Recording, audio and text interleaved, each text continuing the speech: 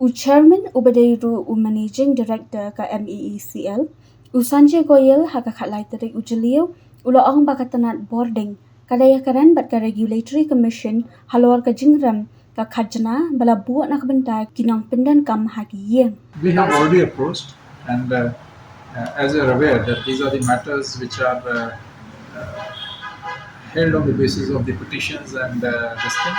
Yes, this is a fact, and as our Honorable CM has already mentioned, that there are certain issues about the determination of the tariff for certain category of consumers, which, according to the corporation, we are not convinced that about that level of tariff which has been fixed. So there are certain procedures that needs to be followed. We are filing the review petition in the before the Honorable Regulatory Commission.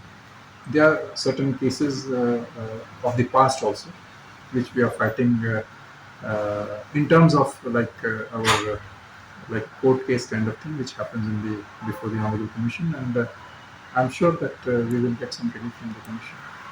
Goyal ulapan pauru ga Jingrem bala ban pensuk kendian ya kinong pendan kam haki yeng Halor ka Khajna namar baka sarkar kalara yakni kaman bat ka Regulatory Commission.